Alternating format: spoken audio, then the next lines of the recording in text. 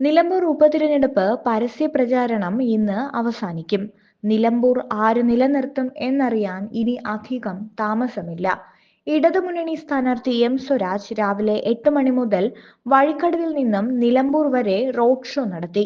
UDF സ്ഥാനാർത്ഥി ഉച്ചവരെ മണ്ഡലത്തിലെ പ്രധാനപ്പെട്ട വോട്ടർമാരെ നേരിട്ടു കണ്ടു. ഉച്ചയ്ക്ക് 2 മണി മുതൽ വഴിക്കടവിൽ നിന്ന് നിലമ്പൂരിലേക്ക് ബൈക്ക് റാലിയിലും അദ്ദേഹം പങ്കെടുക്കും.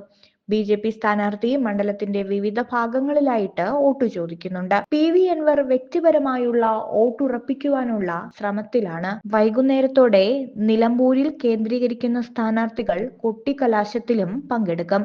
കഴിഞ്ഞ ദിവസം റോഡ് ഷോ നടത്തിയതിനാൽ പ്രത്യേകമായ കൊട്ടിക്കലാശം വേണ്ട എന്ന് തൃണമൂൽ കോൺഗ്രസ് തീരുമാനിച്ചു. അതേസമയം സാഹിത്യകാരൻ കൽപ്പറ്റ നാരായണൻ ഇന്ന് UDF സ്ഥാനാർത്ഥി ആര്യാടൻ ഷൗക്കത്തിന്റെ പ്രചരണത്തിൽ പങ്കെടുക്കും.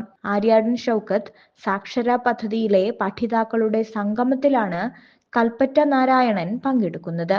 നേരത്തെ വൈശാഖന്റെ നേതൃത്വത്തിൽ ചില എഴുത്തുകാർ എം സ്വരാജിനു വേണ്ടി പ്രചരണം നടത്തിയത് വിവാദമായിരുന്നു. കൊട്ടിക്കലാശം കണക്കിലെടുത്ത് പ്രദേശത്ത് കൂടുതൽ പോലീസുകാരെ വിന്യസിച്ചിട്ടുണ്ട്. അതേസമയം നിലമ്പൂരിൽ നടക്കുന്നത് UDFും LDFും തമ്മിലുള്ള മത്സരമാണെന്ന് പ്രതിപക്ഷ നേതാവ് VD സതീശൻ പറഞ്ഞു. ജനങ്ങളുടെ പ്രശ്നങ്ങളാണ് ഞങ്ങൾ പറയുന്നത്.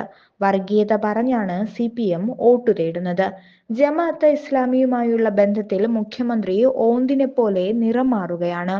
ജനങ്ങളുടെ പ്രശ്നങ്ങൾ ചർച്ച ചെയ്യാതിരിക്കാൻ വേണ്ടിയാണ് ജമാഅത്തെ ഇസ്ലാമി വിഷയം വിവാദമാക്കാൻ ശ്രമിക്കുന്നത്. ആരുടെ വണ്ടി പരിശോധിക്കുന്നതിനും കോൺഗ്രസ് എതിരല്ലെന്നും സതീശൻ പറഞ്ഞു. സ്ഥാനാർത്ഥികളുടെ പരസ്യ പ്രചരണം അവസാനിച്ച ഉടൻ പ്രചരണത്തിനായി പുറത്തുനിന്നെത്തിയ മുഴുവൻ രാഷ്ട്രീയ പ്രവർത്തകരും നേതാക്കളും മണ്ഡലം വിട്ടു പോകണമെന്ന് ജില്ലാ തിരഞ്ഞെടുപ്പ് ഓഫീസറായ ജില്ലാ കളക്ടർ ആവശ്യപ്പെട്ടു. 1951 ജനാധിപത്യ നിയമത്തിലെ സെഷൻ 126(1) പ്രകാരം വോട്ടെടുപ്പ് തുടങ്ങുന്നതിന് 48 മണിക്കൂർ മുമ്പ് പരസ്യപ്രചരണം അവസാനിപ്പിക്കണമെന്നാണ്. നിലമ്പൂർ ഉപതിരഞ്ഞെടുപ്പിൽ വോട്ട് ചെയ്യാനെത്തുന്നവർ പോളിംഗ് ബൂത്തുകളിൽ മൊബൈൽ ഫോൺ ഉപയോഗിക്കാൻ പാടില്ല. മൊബൈൽ ഫോണുകൾക്ക് പ്രവേശന വിലക്ക് ഏർപ്പെടുത്തിയിട്ടുണ്ട്. കേന്ദ്ര തിരഞ്ഞെടുപ്പ് കമ്മീഷനാണ് ഇത് സംബന്ധിച്ച ഉത്തരവ് പുറപ്പെടുവിച്ചത്.